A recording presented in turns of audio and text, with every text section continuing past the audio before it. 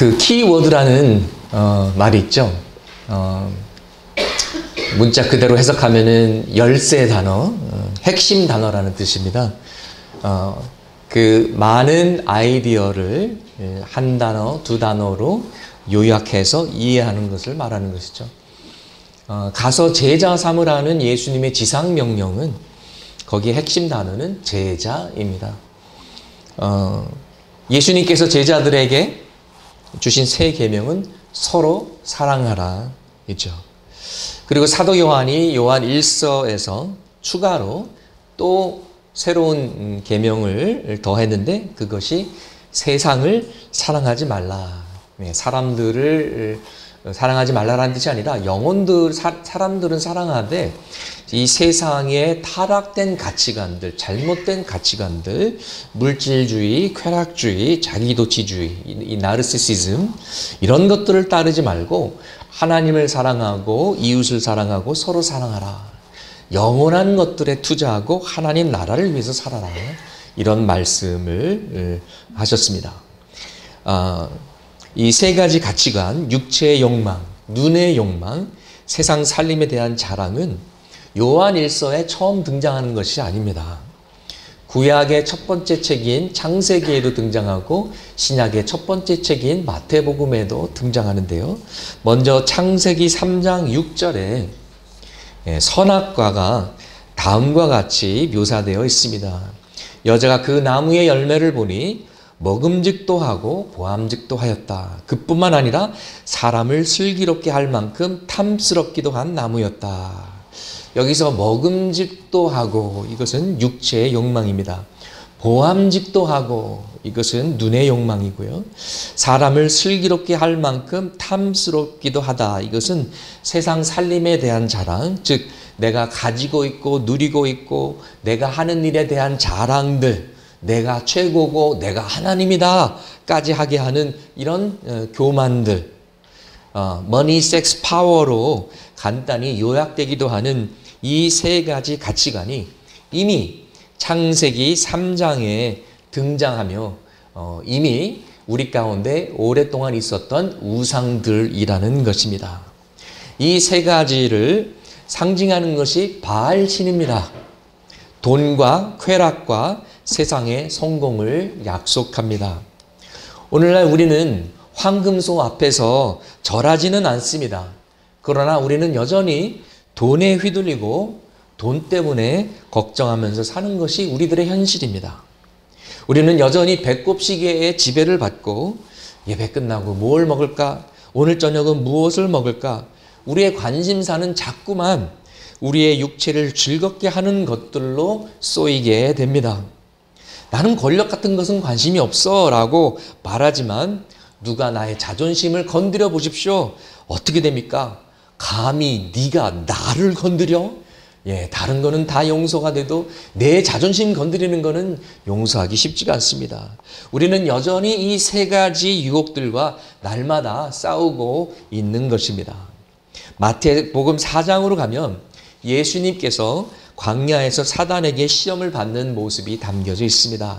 첫 번째 시험은 40일 동안 금식하시고 몹시 굶주린 예수님에게 사단은 돌을 빵이 되라고 말해보라고 유혹합니다. 육체의 욕망과 육신의 연약함을 노린 것이죠. 아니, 배고픈 것도 죄입니까? 그럼 우리는 아무것도 먹지 말아야 됩니까? 아니요, 그런 뜻이 아닙니다. 그렇지만 예수님은 자신의 능력을 남용하지 않으셨습니다. 예수님께서 기적을 베푸신 때를 보면은요, 예수님께서 하나님의 능력을 사용하실 때는 언제나 하나님의 영광을 드러내실 때나 다른 사람을 도울 때, 병든 자를 고칠 때, 그럴 때만 사용하셨습니다.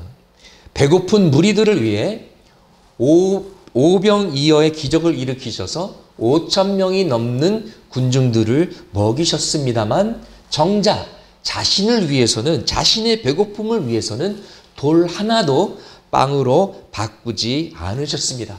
오히려 하나님의 말씀을 빵보다 더 우선시하셨고 하나님의 때를 기다리셨고 하나님께서 빵을 주실 때까지 순리대로 그 순서를 기다리셨습니다. 이것은 마치 LH에 들어간 그 목적은 국민들을 섬기라고 들어간 것이지 LH에 들어가서 자신들의 주머니를 채우고 자신들이 주거 특혜를 받으라고 들어간 것은 아닙니다. 그 아파트, 그 빌딩들은 국민들의 주거 환경을 좀 더 낫게 하려고 지은 것이지 LH 기숙사로 지은 것은 아니라는 것입니다. 능력은 하나님과 이웃을 섬기라고 주신 것입니다. 재물도 그렇습니다. 탤런트도 그렇습니다. 하나님을 섬기고 다른 이들을 섬기라고 우리에게 주신 것입니다. 예수님은 자신이 받은 능력을 절대로 남용하지 않으셨습니다. 두 번째 시험은 성전 꼭대기에서 뛰어내려 천사들을 동원시켜 예수님께서 하나님의 아들됨을, 그 지위와 그 신분을 과시하라는 것이었습니다. 잘난 척하라는 것입니다. 야, 나를 봐라. 내가 메시아야. 내가 이런 사람이었어. 나르시시즘의 유혹이죠. 그러나 예수님은 철저하게 자기 중심이 아닌 아버지 중심의 삶을 사셨습니다. 내 뜻대로 마옵시고 아버지의 뜻대로 하옵소서. 하나님의 방법대로 살고 하나님의 타이밍을 기다려야지 하나님보다 앞서가지 않았습니다. 먼저 김치국물부터 마시지 않았습니다. 하나님의 타이밍을 기다리지 않고 먼저 일을 저지르는 것은 하나님을 신뢰하지 않는 것입니다. 하나님을 시험하는 것이고 불신하는 죄인 것입니다. 이 유혹 또한 예수님께서 거절하셨습니다. 세 번째 시험은 사단이 매우 높은 산에서 세상의 모든 나라와 그 영광을 보여주고 나에게 절하면 이 모든 것을 주겠다고 꼬십니다. 네 영혼을 팔라. 그럼 원하는 만큼 돈 다 줄게. 부귀 영화 다 줄게. 예배랑 돈이랑 바꾸자는 것입니다. 여러분, 성수주의는 쓸데없는 율법주의가 아닙니다. 이 세상의 어떤 것과 예배와 바꿀 수 없다는 신념입니다. 예배는 목숨 걸고 사수할 만한 가치가 있습니다. 영어로 예배는 worship인데 원래 worthship이라는 단어로 시작했습니다. worship이라는 것은 가치관이라는 뜻이죠. 예배는 바로 가치관입니다. 무엇이 중요한디? 왜 사는디? 우리가 예배자로 살기를 소망합니다. 예수님께서 말씀하셨습니다. 주 너의 하나님께 경배하고 그분만을 섬겨라. 육체의 욕망, 나르시시즘, 물질주의, 예수님도 똑같이 유혹받은 이 세상의 가치관들입니다. 이런 것들을 사랑하면 아버지의 사랑이 없다. 아버지를 사랑하면 이런 것들을 같이 사랑할 수 없다. 아무도 두 주인을 섬기지 못한다. 너희는 하나님과 재물을 아울러 섬길 수 없다. 육체의 욕망도 과도한 자기애도 모두 십자가에 못 박아야 합니다. 우리가 잘 아는 갈라디아서 2장 20절 말씀 개역개정으로 함께 읽으시겠습니다. 내가 그리스도와 함께 십자가에 못 박혔나니 그런즉 이제는 내가 사는 것이 아니요 오직 내 안에 그리스도께서 사시는 것이라. 이제 내가 육체 가운데 사는 것은 나를 사랑하사 나를 위하여 자기 자신을 버리신 하나님의 아들을 믿는 믿음 안에서 사는 것이다. 같은 연장선에서 또 갈라디아서 6장 14절 읽으시겠습니다. 그러나 내게는 우리 주 예수 그리스도의 십자가 외에 결코 자랑할 것이 없으니 그리스도로 말미암아 세상이 나를 대하여 십자가에 못 박히고 내가 또한 세상을 대하여 그러하니라. 나는 세상에 못 박혔고 세상은 나한테 못 박혔다는 것입니다. 세상에서 봤을 때 나는 죽어서 없어졌고 나한테도 세상은 죽어서 사라진 것과 마찬가지라는 것입니다. 우리는 예수 그리스도를 믿었을 때 옛사람은 죽었습니다. 주님 안에서 새로 태어났습니다.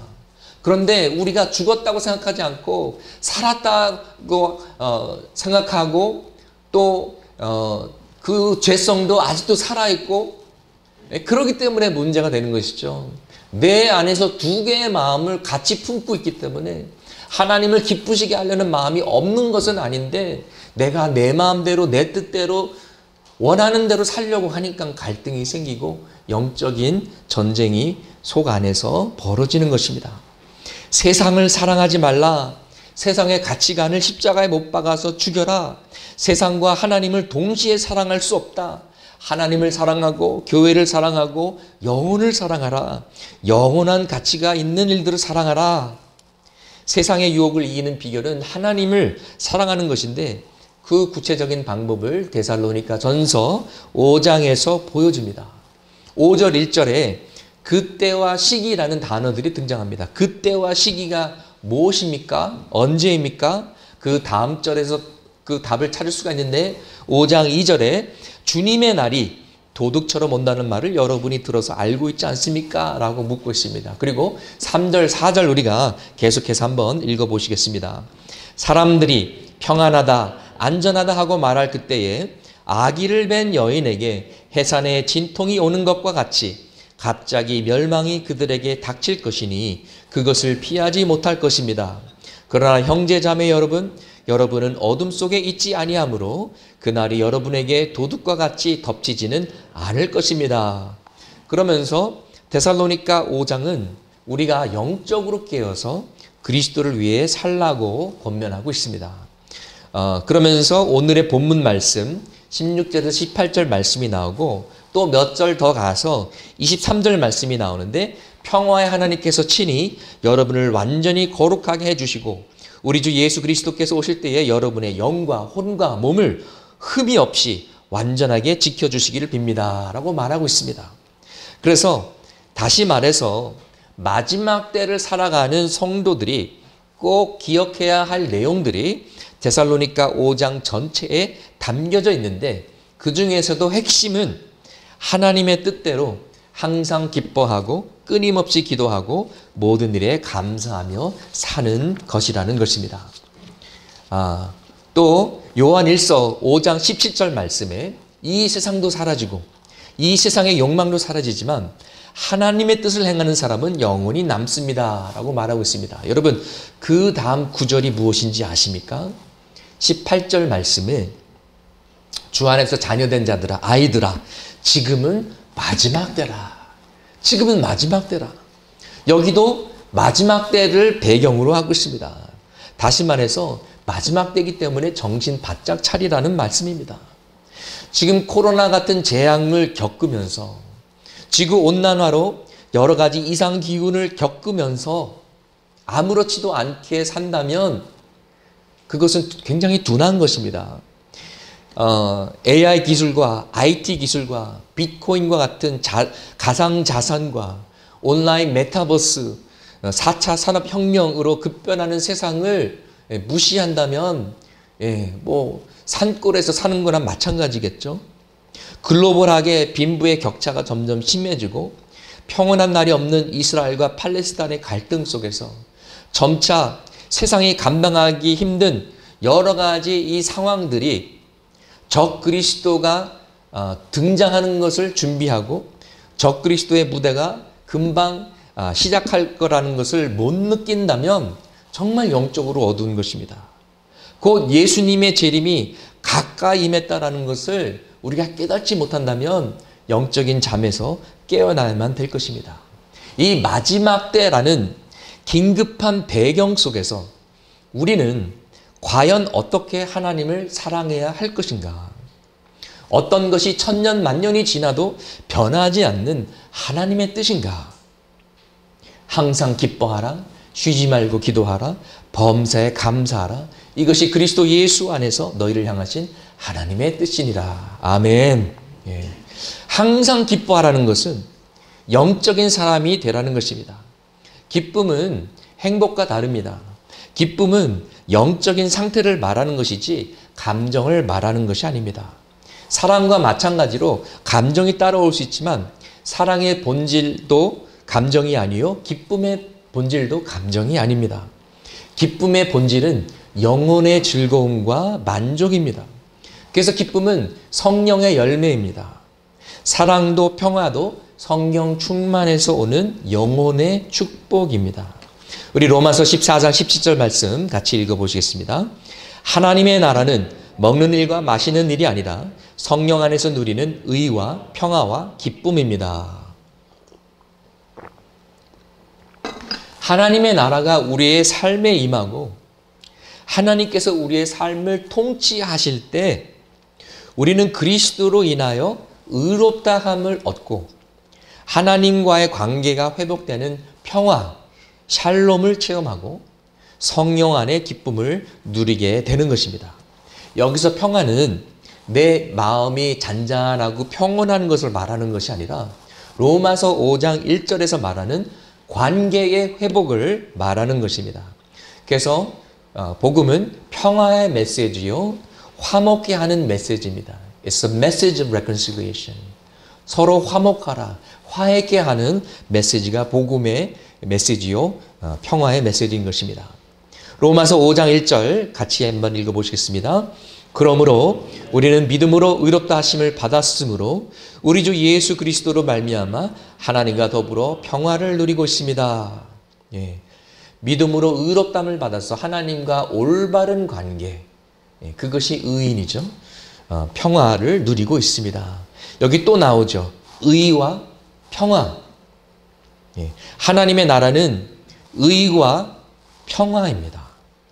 믿음으로 얻는 것이고 복음으로 얻는 영적인 축복입니다. 로마서 14장 17절은 의와 평화에 하나를 더 추가하는데 그것이 성령 안의 기쁨입니다. 감정이나 느낌이 아니라 믿음으로만 얻을 수 있는 영적인 축복입니다. 그러므로 항상 기뻐하라는 것은 믿음 없는 사람들에게는 불가능한 것입니다. 항상 기뻐하라는 것은 믿음을 추구하라, 성령 충만을 추구하라는 것과 같은 의미입니다. 육체의 정력을 쫓지 말고 영성이 있는 사람이 되어라, 이런 말씀입니다. 우리 갈라디아서 5장 16절 말씀 읽겠습니다. 내가 또 말합니다. 여러분은 성령께서 인도하여 주시는 대로 살아가십시오. 그러면 육체의 욕망을 채우려 하지 않을 것입니다. 육체의 욕망을 이기는 비결이 무엇입니까? 성령께서 인도하여 주시는 대로 살아가는 것입니다. 성령 하나님께 순종하는 것입니다. 성령 충만입니다. 성령의 기쁨을 추구하는 것이고 성령 하나님을 슬프게 하지 않고 성령 하나님을 기쁘게 하는 것입니다. 이것을 요약해서 항상 기뻐하라 라고 성경은 말하고 있는 것입니다. 이것은 웃으면 복이 와요, 이런 개념이 아닙니다. 아이고 내가 외롭고 슬프고 힘들어도 나 기뻐해야지, 으쌰 으쌰 화이팅, 이런 뜻이 아닙니다. 성령 안에 기쁨을 구하라, 즉 성령의 인도하심을 따르고 하나님을 기쁘게 하라, 이것을 전제로 하고 있습니다.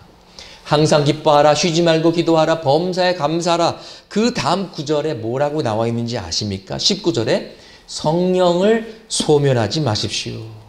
성령의 불을 소멸하지 말고 성령 충만의 상태를 유지하라는 것입니다.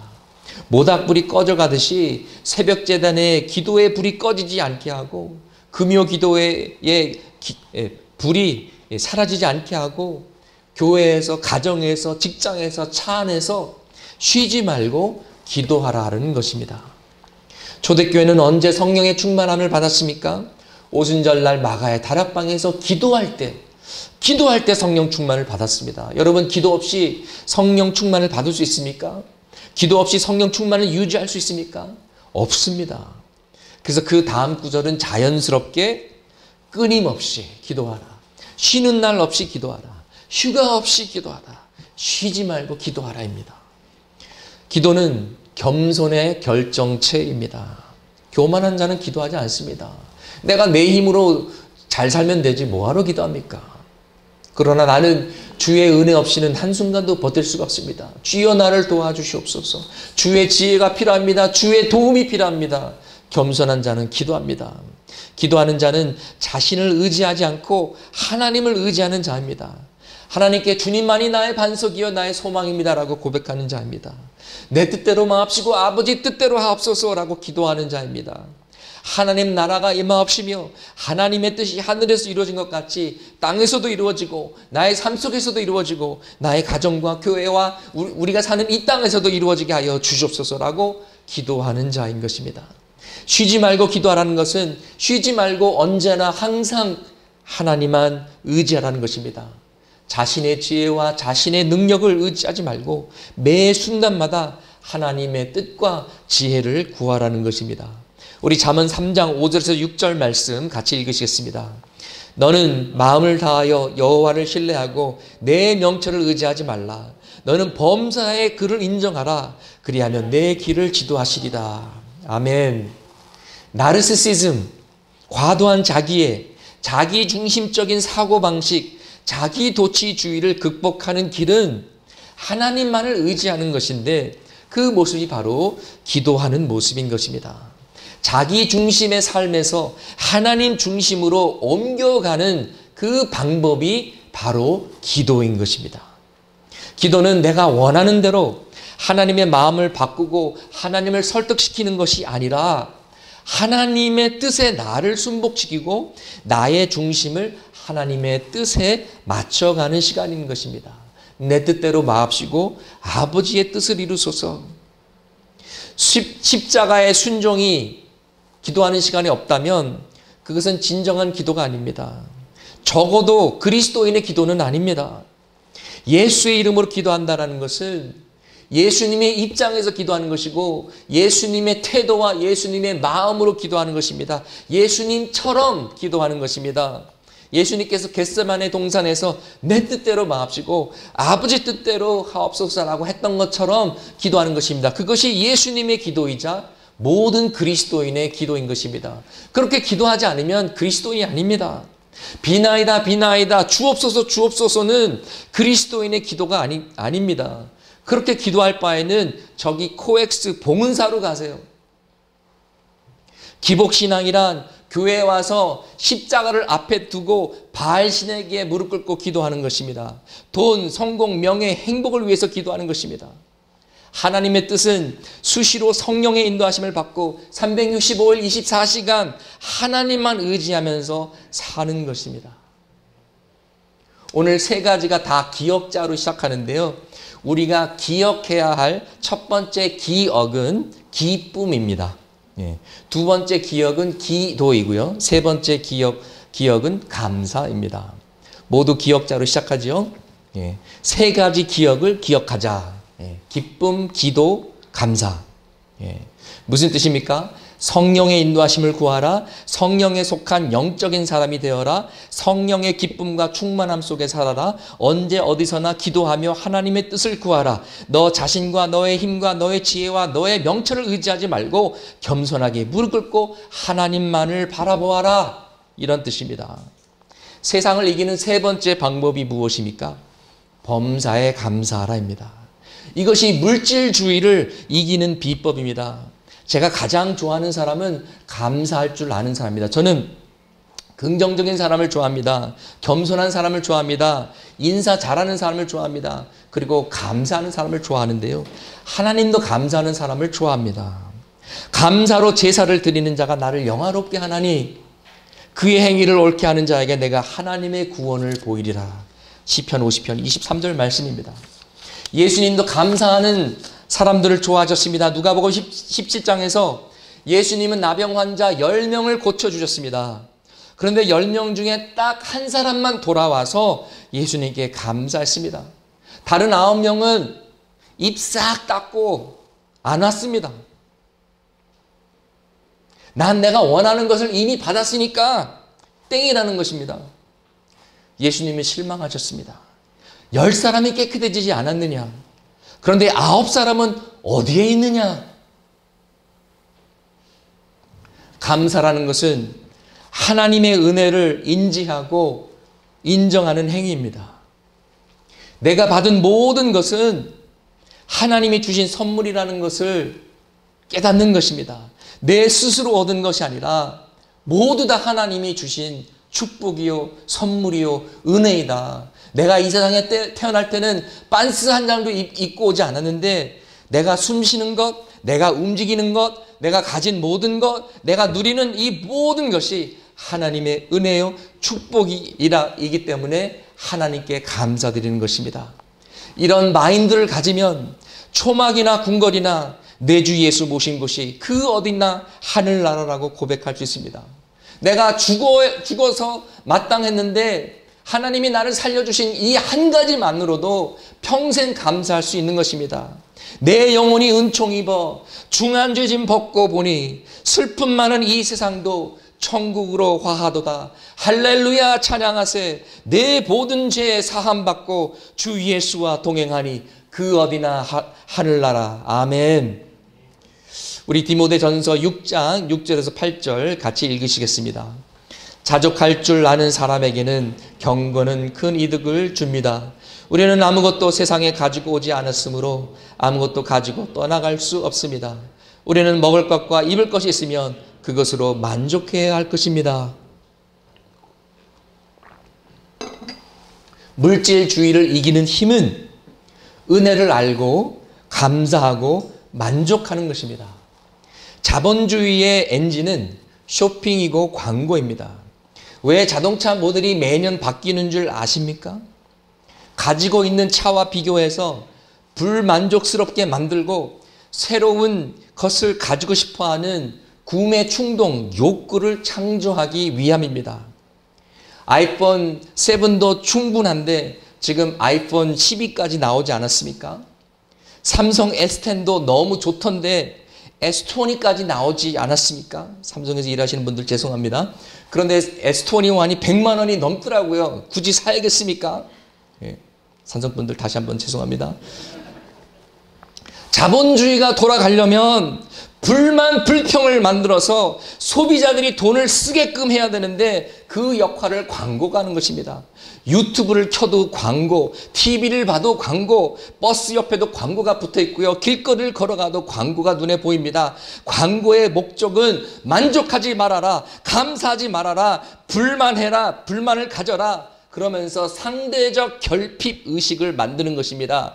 지금 쓰고 있는 폰이 멀쩡해도 업그레이드 해라. 머리 스타일이 마음에 안 든다고요? 미장원으로 가라. 더 맛있는 것을 먹고 더 푹신한 신발을 신고 더 멋있는 옷을 입고 더 좋은 화장품으로 피부를 더 부드럽게 하고 더 돈을 써라. consumer spending, 소비자 지출. 이것이 캐피탈리즘의 힘입니다. 돈을 안 쓰면 자본주의는 무너집니다. 코로나 때문에 한동안 사람들이 밖에 나가지 않으니까 어떻게 됐습니까? 가게가 문을 닫고 힘들어지지 않았습니까? 제가 자주 가던 식당도 가보니까 없어졌더라고요. 이 근처에 기독교 서점이 있어가지고 급할 때는 기묘하게 달려가서 헌금목도도 사고 그랬는데 사라졌어요. 문 닫았어요. 감사의 시작은 만족입니다. 하나님의 은혜가 충분하다고 생각하는 것입니다. 사도 바울은 육체에 가시가 있었습니다. 육신의 질병이 있었습니다. 하나님, 제가 건강하면 복음을 더 열심히 전할 수 있고 더 교회를 섬길 수 있지 않겠습니까? 저를 고쳐주시옵소서 3번씩이나 기도했는데 하나님께서 NO, 거절하셨습니다. 그리고 이렇게 말씀하셨습니다. 고린도후서 12장 9절에서 10절 같이 읽어보시겠습니다. 그러나 주님께서는 내게 이렇게 말씀하셨습니다. 내 은혜가 내게 족하다. 내 능력은 약한 데서 완전하게 된다. 그러므로 그리스도의 능력이 내게 머무르게 하기 위하여 나는 더욱더 기쁜 마음으로 내 약점들을 자랑하려고 합니다. 그러므로 나는 그리스도를 위하여 병약함과 모욕과 궁핍과 박해와 곤란을 겪는 것을 기뻐합니다. 내가 약할 그때에 오히려 내가 강하기 때문입니다. 내게 아픔이 되고 나의 약점이 되고 내가 부족한 것도 감사하게 만드는 비결은 바로 하나님의 은혜가 얼마나 큰지 깨닫는 것입니다. 내가 약하면 오히려 하나님을 더 의지하지 않겠는가? 그러면 결과적으로 약함 속에서 강하게 되지 않겠는가? 할렐루야, 하나님 감사합니다 라고 하는 것입니다. 사도 바울은 만족과 감사의 비결을 터득했습니다. 빌립보서 4장 11절 뒷부분에서부터 13절 같이 읽으셨습니다. 나는 어떤 처지에서도 스스로 만족하는 법을 배웠습니다. 나는 비천하게 살 줄도 알고 풍족하게 살 줄도 압니다. 배부르거나 굶주리거나 풍족하거나 궁핍하거나 그 어떤 경우에도 적응할 수 있는 비결을 배웠습니다. 나에게 능력을 주시는 분 안에서 나는 모든 것을 할 수 있습니다. 그리스도 예수 안에서 나는 모든 상황을 감당할 수 있습니다. 배고파도 오케이, 배불러도 오케이. 상황에 흔들리지 않는 것입니다. 환경이 바뀐다고 해서 내 믿음이 흔들리거나 요동치 않는 것입니다. 내 구원은 상실하지 않습니다. 하나님의 사랑은 변하지 않습니다. 내 믿음은 꾸준한 것입니다. 하나님의 은혜에 감사한 자는 어떤 상황도 감당할 수 있는 능력이 생깁니다. 이 세상이 감당할 수 없는 믿음의 소유자, 이기는 자, 모든 것을 믿음으로 승리하는 자가 되기를 소망합니다. 물질주의와 돈의 유혹을 이기는 힘은 감사입니다. 그리고 감사의 구체적인 표현은 헌금입니다. 헌금은 버는 만큼 하는 것이 아니고요. 남은 돈 드리는 것이 아니고요. 감사한 만큼 드리는 것입니다. 은혜를 깨달은 만큼 하는 것입니다. 구체적인 적용이 없으면 그냥 지식으로 머리에 남을 수 있습니다. 육신의 정욕과 안목의 정욕과 이생의 자랑을 이겨는 비결은 기쁨, 기도, 감사입니다. 성령 충만한 영적인 사람, 하나님만 의지하는 사람, 은혜를 깨닫는 사람이 되는 것입니다. 따라해 주시길 바랍니다. 성령 충만, 믿음 충만, 은혜 충만, 또 따라해 주시기 바랍니다. 기쁨 충만, 기도 충만, 감사 충만. 아멘. 적용입니다. 항상 기뻐하라. 성령 안에 기쁨을 추구하라. 성령 충만을 받으라. 어떻게 해요? 예배를 통해서입니다. 예배를 여러분 인생의 1순위로 만드시길 바랍니다. 이제 막 믿음을 시작하시는 초신자 여러분은 한 달에 한 번 왔으면 한 달에 2번 오고, 그 다음에 격주로 오고, 그러면서 매주 오고, 조금씩 시작하는 것입니다. 처음에 교회 왔는데 아직 예수님을 알아가고 있는데 갑자기 11조를 할 수는 없거든요. 그러면은 뭐 언제 새로운 실화인데요. 새로 왔던 그 아버지와 아들이 이제 교회 이제 예배를 드렸는데 처음이니까 헌금 시간이 되니까 아버지하고 아들이 당황해가지고 서로 의논을 합니다. 헌금을 얼마를. 그래서 아버지가 아들에게 물어봅니다. 애야, 여기 입장료가 얼마냐? 얼마를 할지 모르니까 뭐 1,000원으로 시작해도 괜찮습니다. 시작을 해야 되니까요. 그럼 1,000원이 5,000원이 되고 5,000원이 10,000원이 되고, 그러면서 우리의 믿음의 분량에 따라서 우리가 은혜를 체험하면서 헌금도 늘어가고 교회 출석도 더 꾸준하게 되는 것이죠. 그렇기 때문에 아직 거기까지 가지 못했다고 해서 제가 여러분을 야단치는 것이 아닙니다. 그러나 다만 우리의 믿음의 분량에 따라서 우리가 주님을 사랑하고 헌신해야만 되는 것입니다.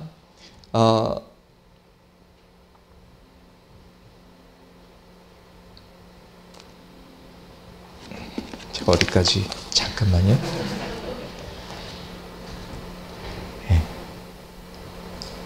네, 예배를 우리의 인생의 1순위로 만들기를 바랍니다. 어떻게 해요? 성수주의를 지키십시오.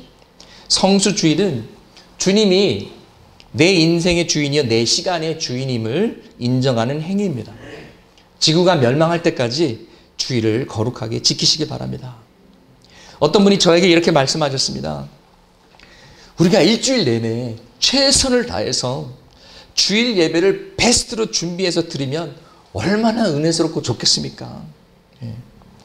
대형교회 목사님들은요, 주중에 이제 뭐 새벽 기도는 부목사들 시키고, 신방 같은 것도 부목사들, 신방 권사님들, 신방 전도사님 시키고, 일주일 내내 설교 말씀 준비에만 매달린대요.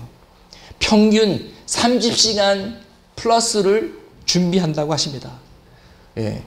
그런 목사님들은 원래 설교를 잘하시는 탁월하신 분들인데 그만큼 준비도 많이 하시는 거예요. 뭐 30시간 이상을 준비했으니 설교가 안 좋을 수가 없습니다. 그리고 성도들은 그 놀라운 은혜의 말씀에 힘입어서 또 일주일을 세상에서 버티면서 살아가는 거예요.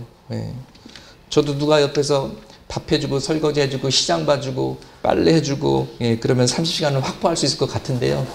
제가 암사시장에 걸어갔다 오고 그랬는데 너무 시간이 많이 걸리더라고요. 찬양팀도 매주 2시간씩 연습한다면 달라질까요? 안 달라질까요?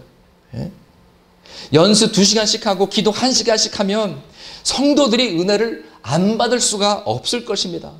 우리가 예배에 올인하면 어떤 역사가 일어날까요?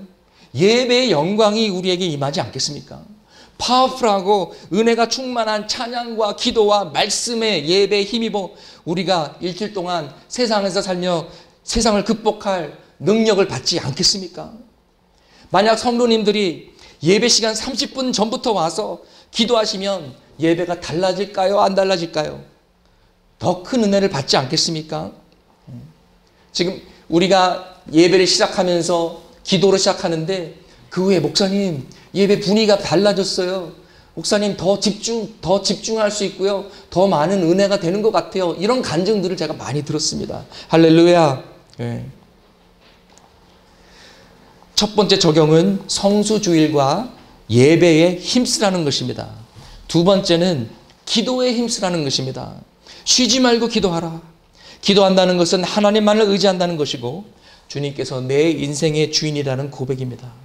여러분 일주일에 한 번 이상 교회 나오셔서 새벽 기도든 금요 기도회든 혼자 오셔서 기도하시든 기도하시길 바랍니다. 만약 그것이 안 되시면 주일 예배에 일찍 오셔서 기도하시길 바랍니다.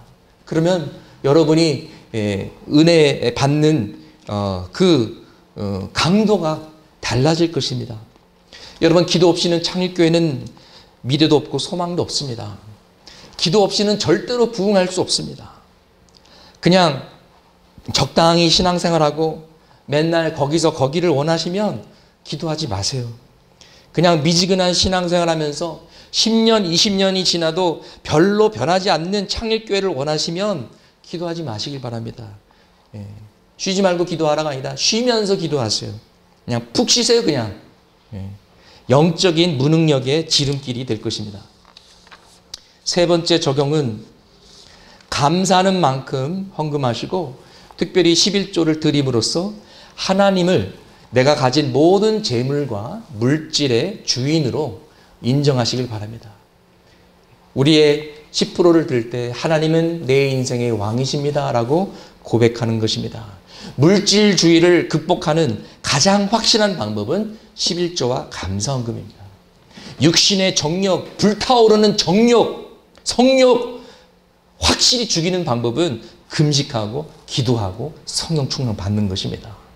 자기 중심적으로 살지 않으려면 십자가 앞에 매일 나가서 무릎 꿇고 나는 죽고 예수로 살면 됩니다. 내 뜻대로 하지 마옵시고 주님 뜻대로 하옵소서. 기쁨 충만, 기도 충만, 감사 충만. 이것은 예배 회복이요, 기도의 회복이요, 감사의 회복이요, 첫사랑의 회복입니다. 이것이 하나님께서 기뻐하시는 일들입니다. 이것이 하나님을 구체적으로 사랑하고 섬기는 길입니다. 우리 함께 기도하시겠습니다. 기도하실 때 성령께서 조명해 주시는 그런 부분들을 갖고 우리 주님 앞에 나가길 원합니다.